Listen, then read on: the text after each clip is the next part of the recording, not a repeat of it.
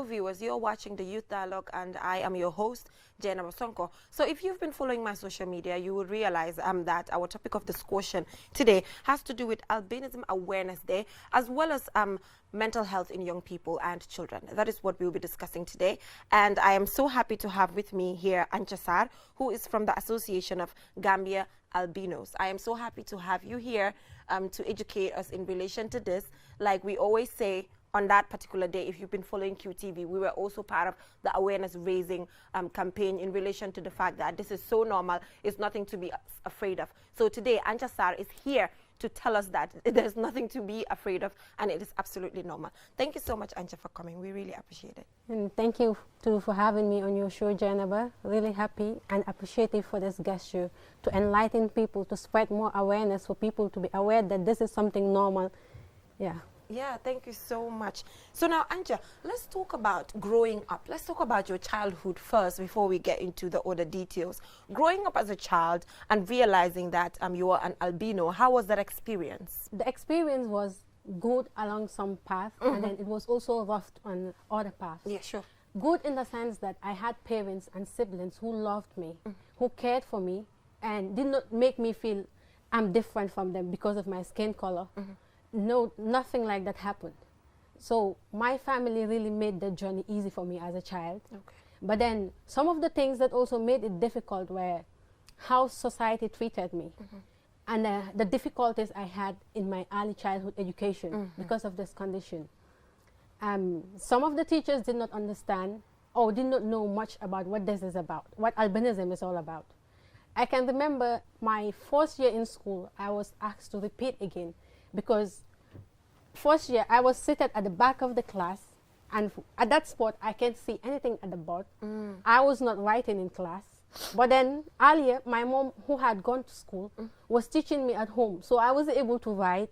But then the teacher did not realize that, because whatever he writes on the board, I wouldn't be able to see to copy, and I did not also have that mindset to borrow from friends to copy, because you know, in that early stage even most of us will be struggling to write. Yeah, and then when the examinations came, I stuck to it, and then I passed. But then because of not writing, I was asked to stay back, so I had to repeat the same class. You know, so it was really difficult. Okay. And then society, kids like will run away from me. Some might not even want to play with me. You know, they will spit inside their clothes when they see me, calling me all sorts of names, Punen Nawet, you know. It was like that. Yeah, it was disheartening. But then as I grew up, I got to know that, yeah, they were not aware. That's why I'm happy to be here today, to raise awareness so that kids, parents, and many other people who are not aware of this will get to know what this is all about. Because I believe that knowledge is key. And then when people are impacted with knowledge, there's certain stuff that they get to do away with. Yes. So are you trying to tell me that albinos that go to school, teachers do not give them the proper attention that they need and all of those things? Yeah, most at times that is what happens. Teachers don't actually know it unless you yourself get to show yourself to them, explain yourself to them. Yeah, it is not in the curriculum. Teachers are not taught. At times, even nurses and doctors will question parents.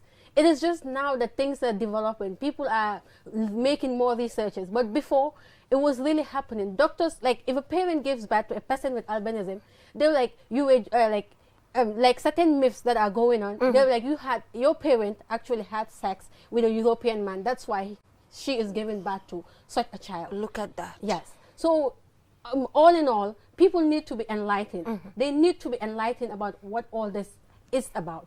You know, it is really difficult. You know, you have some who are very shy. Whatever is wrong with them, they will not want to, you know, open up. Like I had a sister who was like back then in junior school.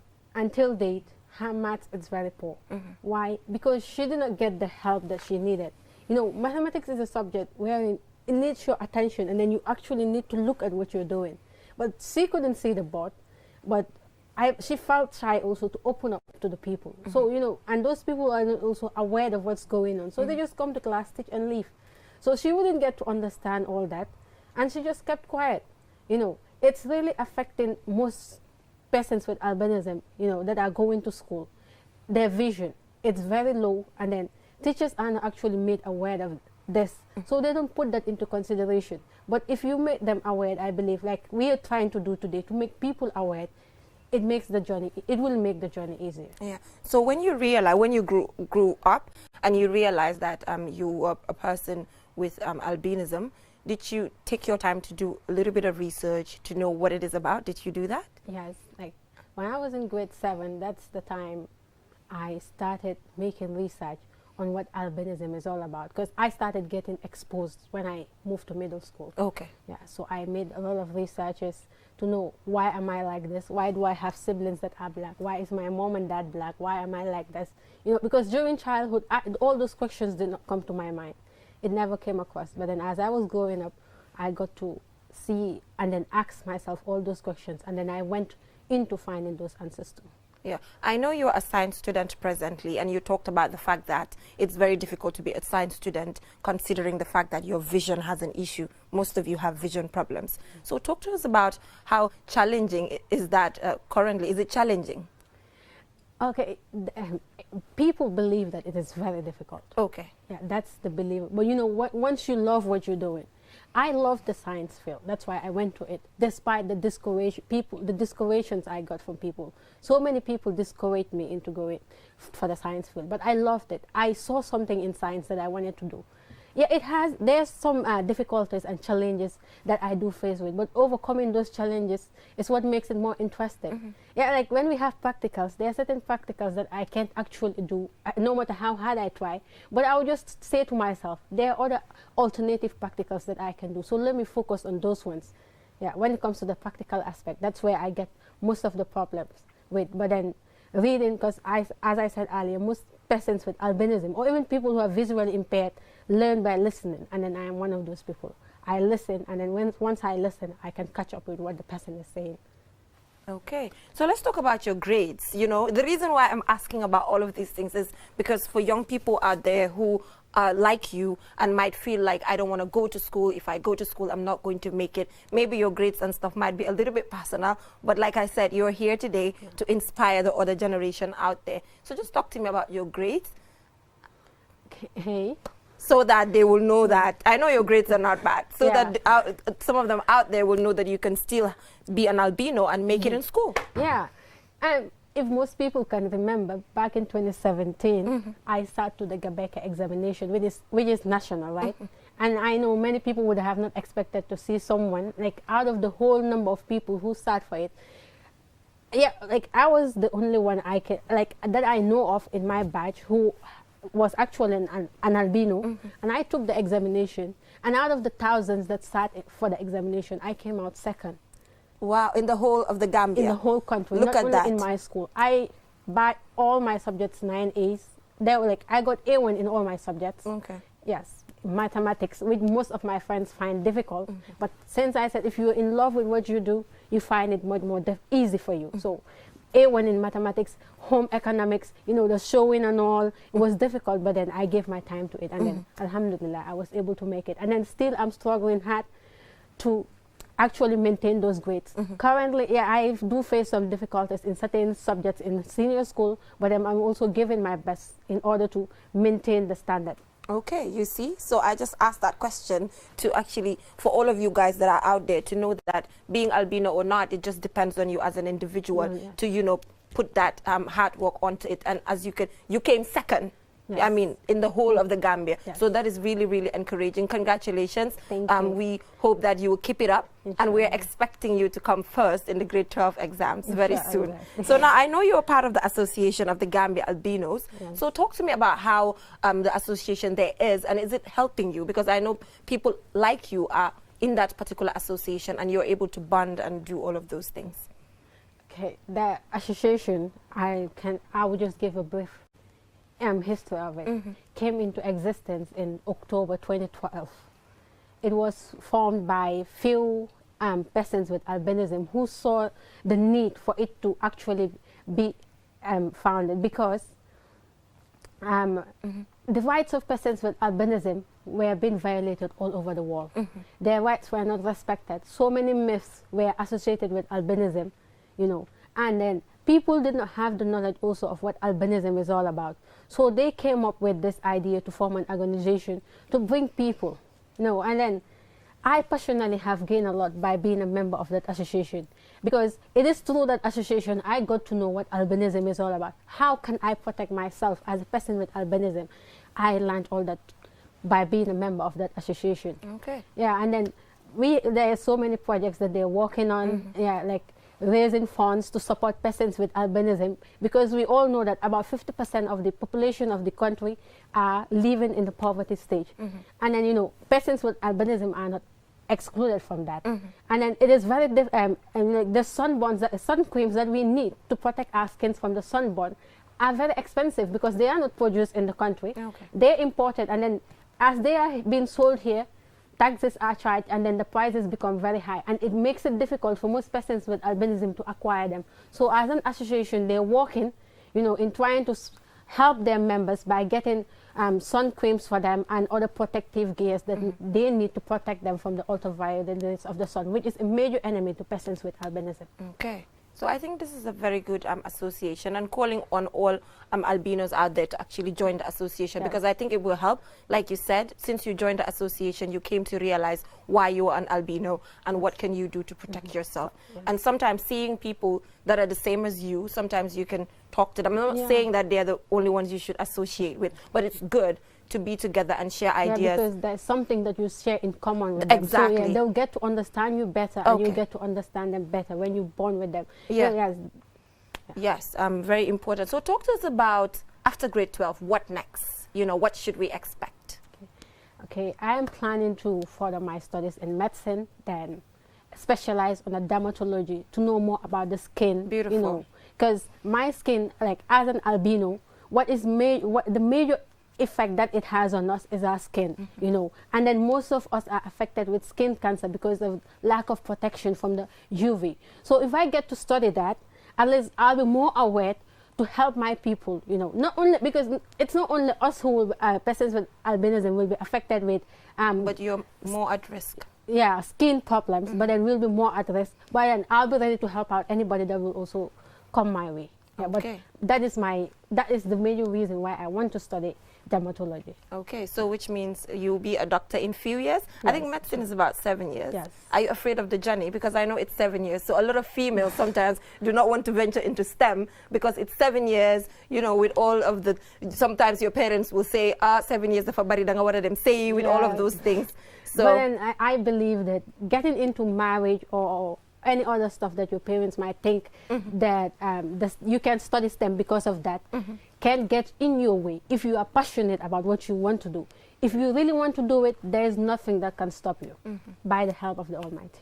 Yes, thank you so much, Ancha, for coming. I really appreciate this, and the fact that you're willing to come here and share your story with us in relation to the day of the Albinism Day. That is the 13th June. We were unable to celebrate it on that particular day, but it's never too late, because here you are, just the little sensitization that you did. I know it will go a long way, and it's not just for persons with albinism, but for ñun mi nga xamne dañ ñuul ñun tamit we have to, you know, double up. Li fokk ma wax ko ci Wolof parce que ñun mi nga xamne dañ ñuul ñun dark people yi that see them that they are different, ñun ñoo dee toog di wax ne okay ñii dañ different, di leen all your names and all of those things. Te psychologically it's not even good for them, because xam nga Ancha mënoon na moo give up because of all the talks that you guys were like doing around her, saying that du mën a def science, du mën a def lii, du mën a def lele, but she decided to keep up because of experience bu mu am si rakam. Her sister cannot do science because she was, you know, discriminated and all of those things. So that is why we decided to have here somebody who has, you know, studied or has something to do with psychology to come and talk to us about when people are bullied, how they feel, and some of the depressions that young people go through. Frustration is a lot in town, young people due to unemployment and a lot of things. So we'll take a short break. When we come back, the conversation will continue. Thank you so much for coming to the show, Ancha. You can just tell us your final words before we leave here. Thank you for having me. And then before leaving, I would like to send this message to the Gambia population and the Ministry of Education in particular. Albinism, it is something that is normal. It has to do with the genes. It has nothing to do with supernatural powers, which most people believe. So I believe if this is put into the syllabus at a very early stage for people to learn, they will become aware of it. Because the students, are the ones who will become parents, teachers, and the doctors, and the people of the society. So if they are actually taught about what albinism is all about, then all this discrimination, the myths associated to it will all come to an end, because they will actually get to know what it is all about. Yeah. And I would also like to say thank you to the Gambian population, you know, for supporting us too. Yes, we have people in other parts of the world that are being killed, sacrificed, so many, but that is not actually happening in the Gambia. And we are really grateful to you all for accepting that. Yeah. And thank you to your mom and dad too for being around you, because you talked about the fact that your mom and dad were really supportive throughout the journey. And my siblings. And your siblings as well. So thank you to them. Okay. Thank you.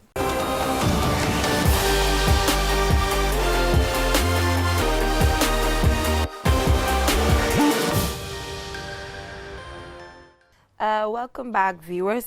Thank you so much for tuning in. And if you're just tuning in, you're watching QTV Youth Dialogue. So I have with me Gaima from the Association for Psychosocial Innovation. So this is the first time I'm having somebody around this area, and I think it's very important because mental health is something that is really important, and it's not something that is stressed all the time to young people. And this is a youth show, so I think it's good that you're here. Thank you so much for coming. And thank you for having me as well. It's a pleasure. Yeah. You were listening to Ancha, and she was talking about how she was bullied, you know, just because she's an albino and all of that. So before we go to the young people's aspect, let's talk about that. How do you think albinos out there who are bullied will be able to, you know, solve the problem at a personal level, and what can people do to help as well? Right. So when it comes to bullying, first of all, of course, we have to condemn bullying in totality. Yes. There are different types of bullying, and it's very important that people understand the impact of bullying on people, whether young or old. So bullying can cause acute stress disorder, whereby people are traumatized for a very short period of time. They experience irritability, they experience anger, they experience nightmares as well, and sometimes it can cause post-traumatic stress disorder as well. Bullying can also cause, mainly bullying causes depression and anxiety. Now, these of course are mental illnesses, and the impact on people is quite huge, and it's a global burden right now. Now, for people who are bullied, one thing I can advise is that, first of all, you have to learn how to cope with these things. Talk to somebody, of course. I'll advise that if you've been bullied, talk to somebody, whether it's your parents, whether it's somebody who's close to you, whether it's the teachers, if it's at school. Find someone to talk to tell people that this is what I'm going through, and hopefully those people will step up. So if somebody comes up to you and tells you that somebody is bullying me, X, Y, and Z is bullying me, the best thing you can do for them, aside talking to them and advising them, is trying to also go find the bully to talk to them. We have to find a way to stop the bullying, of course. So it's important that the individual learns how to cope with bullying. It's also important that as people who, when we receive reports of bullying, that we provide a supportive environment. So from family, from friends to the community. And that's a big problem we have, because we find out that when people are being bullied, instead of helping the person who's been bullied, we join the bully. It's normal. Yes. It's normal. And if anything, they'll tell you that you're joy. You can't take this. Why can't you take this? As soon as somebody gets hurt, it becomes bullying. And as soon as somebody starts to cry and tells you that I am hurt, you should stop, because you should think about it yourself. How would you feel if somebody pointed out? Because nobody's perfect.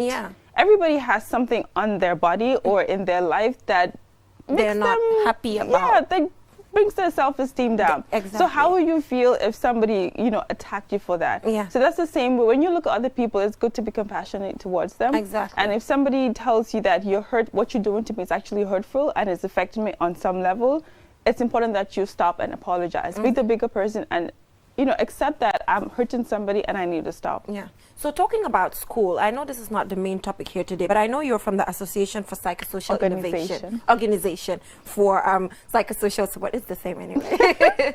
So now, do you guys have any plans of maybe talking to the Ministry of Education or just engaging the school system when it comes to psychosocial support at schools? Because I think it's needed. No, of course. Actually, we're planning on rolling out after the COVID. A community and a school-based mental health program, wherein we will go to schools, we'll go to the community and try to raise awareness on mental health, on trauma, on our behaviors, how it affects other people around us, how it affects us as individuals. We're hoping that in the near future as well, we'll also have mental health summer camps. Okay. Where during the summer we'll have kids or students come in and, you know, young people, and we'll have different programs to teach them, to make them aware of mental health, how to recognize mental health in themselves, mental health issues and problems, how to recognize it in other people around them, how to react, how to behave. So all of these things, we do have it in the works, of course. I think it's really necessary because in the Gambia, consider wuñ lolu. No, at all. Mbagum nañ ne comme mental health nit soko bulé sa daf ko affect emotionally. People no, they don't believe it. And it's because we're not really aware of mental health issues. Not everybody, because if you say depression, people think it's a white person disease or white person problem. But actually depression is something that is a global burden. It's a disease that's plaguing everybody. And we have a bigger problem because one, we don't even have the facilities, we don't have the human resources to help us.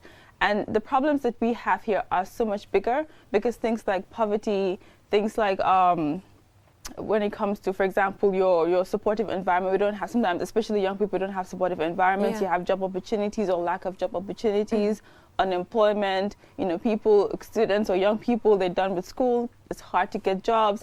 And then when it comes to niche in the Gambia, it's so hard to get into a niche because you want to study something, but there's nothing out there for it. And all of these things can affect you. You have early marriages as well. People get married, get married early. You have people getting into, when they get married early, they have to live with their in-laws.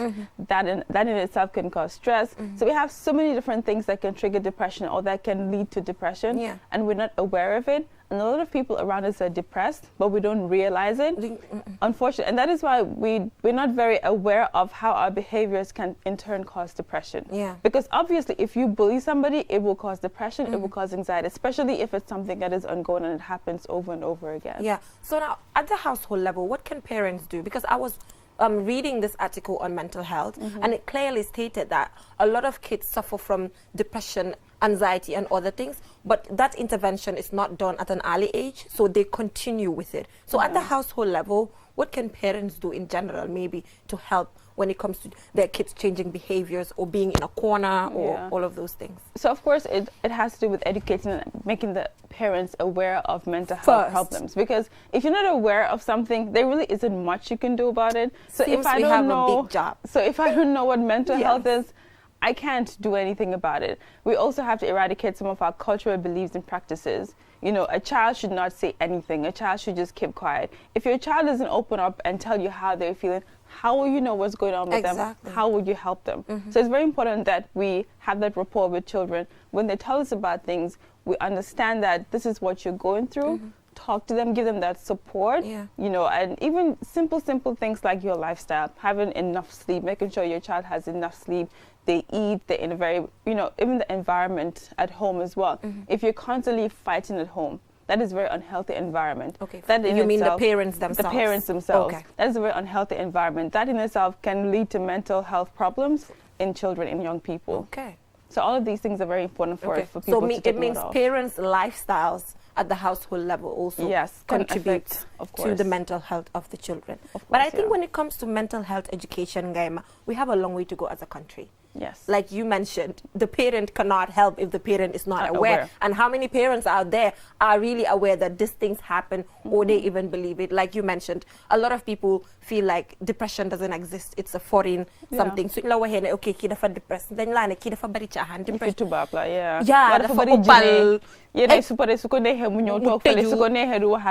So people have all these different, you know, so you demal nga laajte lan moo xew lu tax kii mu muuji tey because all the time nit ki mënut a kontaan maybe am na lu ko irritate and all of that. These little details I totally feel like we don't take a look at.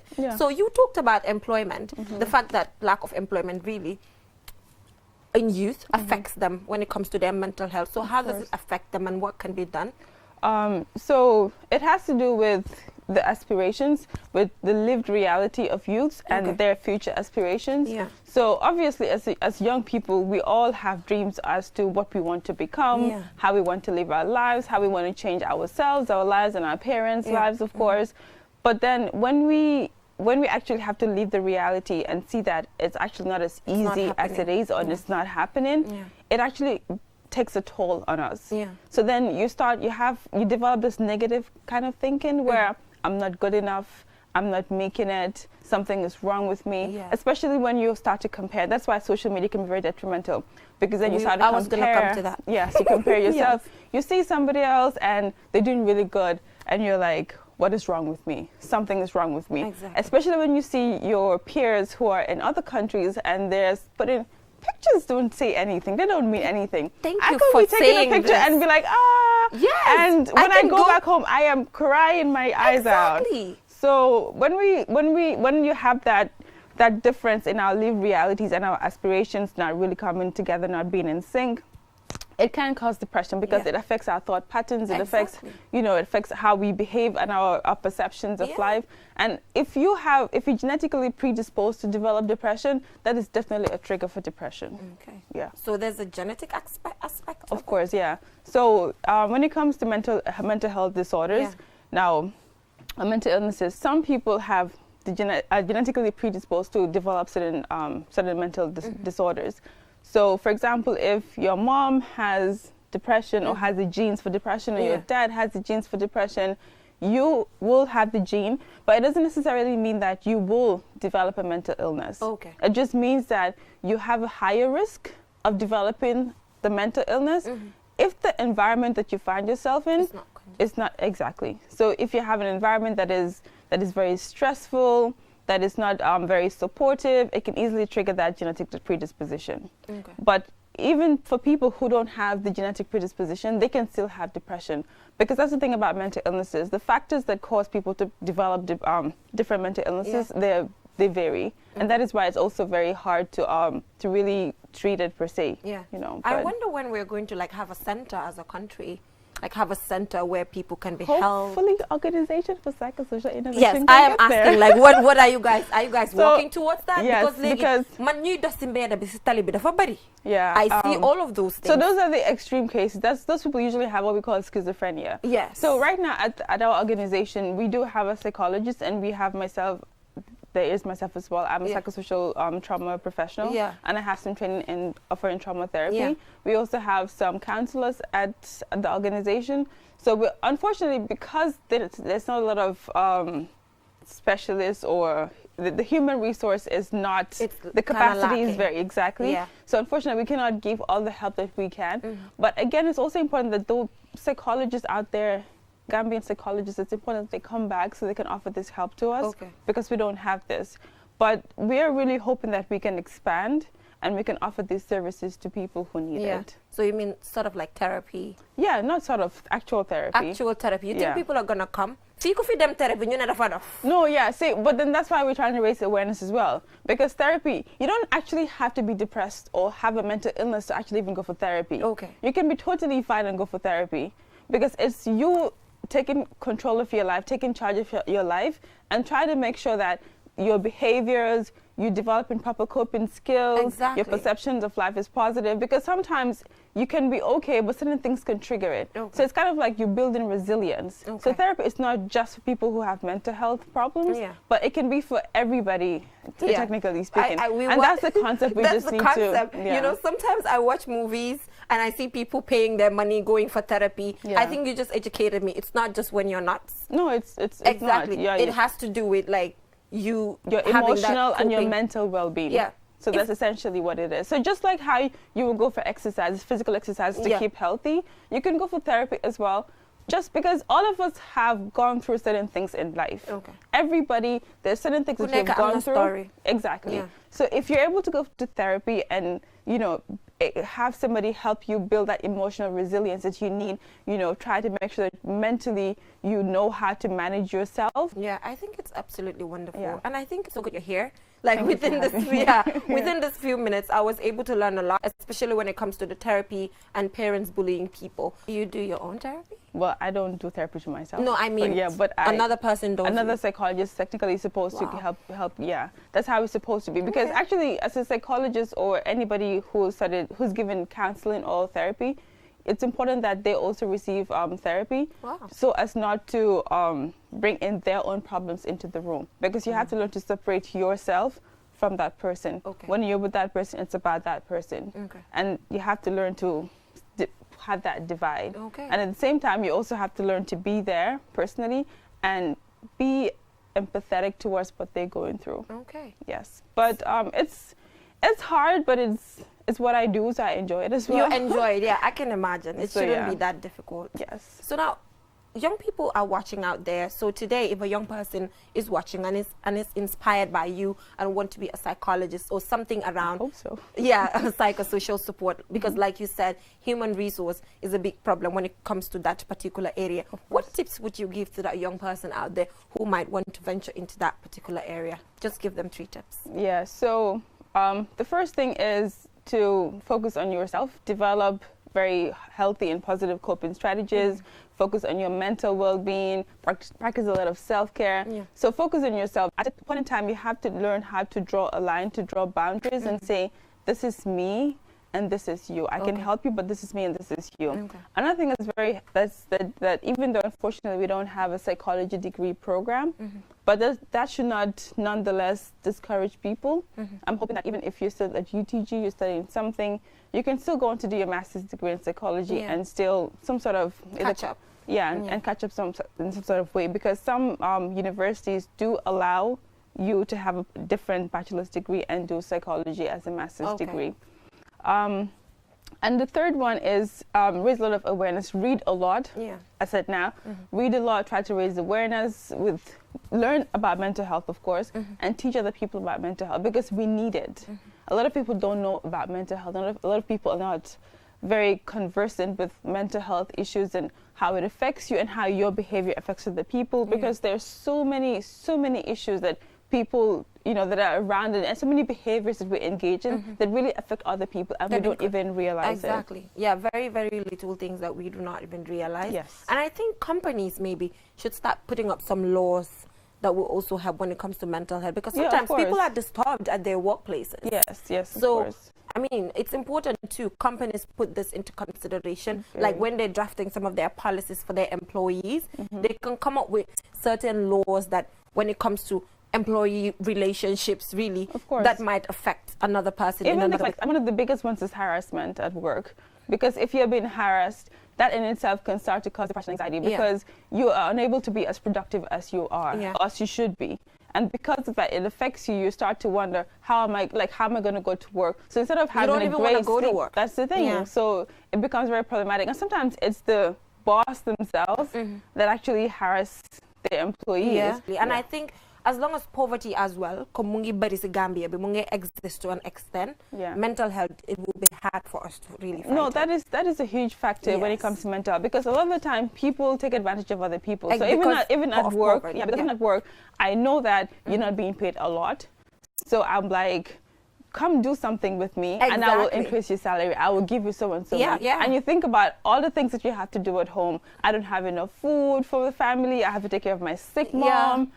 You don't want to do it, but because you don't have the money and because of poverty, you end up doing it. And that in itself, it's just like saying, okay, here you go into depression. Go into depression. Yeah, you're really right. And I am so happy that you talked about social media. I am so happy that you touched that area. Somebody can just go around a Range Rover that he or she doesn't own and simply take a picture. I mean, who's going to say he's not the owner? You don't have evidence. You're not going to ask the person. Of course, You're just going to see it on Facebook, and you start asking yourself, man, can lie amli? When am I going to reach this stage? Most of the things you see on social media are fake, so don't allow that to get into your heads and starting to develop like something else. So social media, we totally have to, be very careful how we use it. When we see people, how we feel. If we know that, like, maybe probably when we are around there, we're not happy, or if we see other people's progress, it affects us, probably we can just leave. We can limit our use of social media. And if you know that you follow anybody who, whenever they post their tweets, whatever they share, pictures come up, affects you mentally, you can unfollow them. You don't owe anybody a follow. You don't owe anybody a like or an explanation. So it's as simple as that. I think that is very important. So we just have to leave it at that. All the things that you see on social media are definitely not true. We're not saying that some of them are true, and it's okay for people to show what they have. Probably it's left to them. But we're just trying to say that not all of them are some true. of them are even real, but there's this problem with comparison that also affects us, and we should just learn that they're in their place, I am in my place. When you compare yourself with other people, it does affect you because we're not the same. And maybe one day you will get there too, But when you dwell so much on they have this, I don't have this, it does affect your mental health. So it's best to unfollow people that you feel like will cause you to compare yourselves to them. Yeah, very important. And I think sometimes some people have maybe coping mechanisms or resistance in a way, because if you look at Anja, like the girl that was just here, she's really strong, because if you know, she was discouraged and all those things, but she pushed, you know, and she came second at that national exam. But not everyone is like that, unfortunately. Exactly. It's not everybody that is like that. Some people naturally have very strong coping skills. Exactly. But some people need to be taught how to properly cope with things in life. Yeah, if that was me, I wasn't going to make it. Honestly, I wasn't going to make it. So people are not equal. So we can't even use her as an example entirely. But the reason why I asked her the question was just for other albinos out there who are bullied, for them to know that you can still make it. And at some point, you don't have that psychosocial support. You're on your own, and maybe you just have to push. Because it's very unfortunate that this is the situation. Definitely. So Ngaima, thank you so much for coming. Thank you so much for I having really me. appreciate it. So do you have any final words that you would want to share with young people out there in relation to tips and skills they can use in relation to controlling their anxiety, depression, and other things that might affect them mentally? Yeah, so for now, what I want to focus on, or what I would like to tell young people out there, is practice a lot of self-care. And I'll be posting a lot of those things, at least the organization will be posting a lot of those things on our social media handles. We're on Twitter, Facebook, and Instagram. Yeah, the organization for psychosocial. So we will post a lot of self-care tips, how to practice self-care. And the different types of self-care. It can be as simple as saying that after 5 o'clock, I'm not going to talk to anybody anymore. I'm going to stay at home. I'm going to watch TV. I'm just going to lie down. I'm going to just lie down and just meditate. It can be something as simple as, maybe if you are someone who's very social, you know, call your mom. If you don't live with your mom, call your friends, talk to them. These things are things that are overlooked, but they really help us with mental health.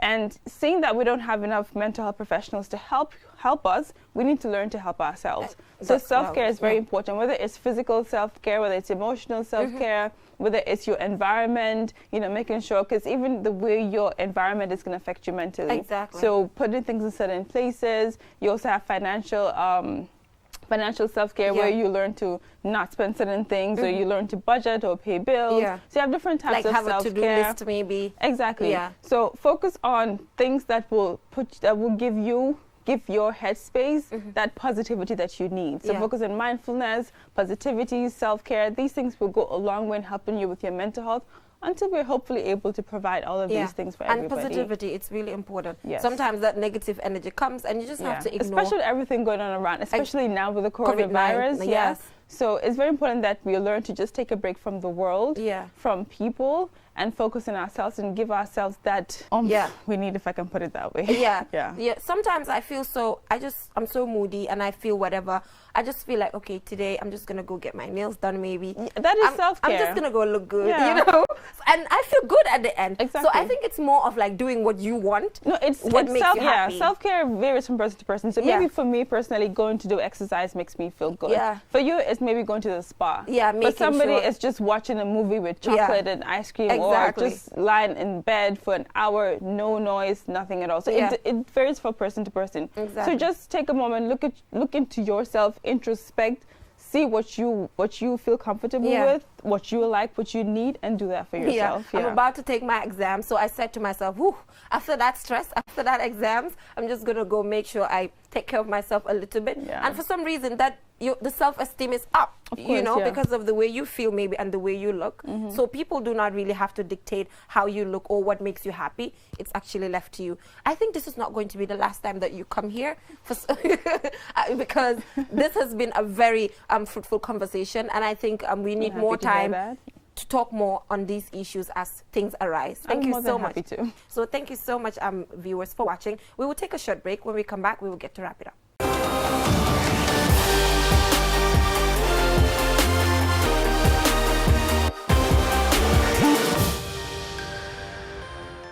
Viewers, that is all we have for you in this edition of the Youth Dialogue. Thank you to Ancha and Ngaima for coming. That was a very, very brilliant conversation. And I hope that the sensitization will reach all of you guys and the discrimination will stop, because the narrative definitely needs to change. Because Ancha mentioned that she came second at the Gabesa examination. And that is enough proof that albinos can do it. And yes, they're doing it already. So viewers, do not forget to connect with us on our different social media platforms. They're in front of you. Take it, like it, subscribe on YouTube to stay connected to QTV. My personal social media handles are as well in front of you. Take it, contact me, give me recommendations or comments. I'll surely pen them down, if not even implement them. So this outfit is provided by Rugis Creation. Her numbers are right in front of you. Take it, call her. She's right there around the Manjai Highway. She's doing extremely well. But the fabric is from Schoolboy, right there, Suruhi Diskatbi in Banjul. His numbers are right in front of you. Take it. I like the fabric. I think it's really nice. And of course, blue looks so good on me. So viewers, till I come your way next week with other young people doing extremely well across the country, stay tuned.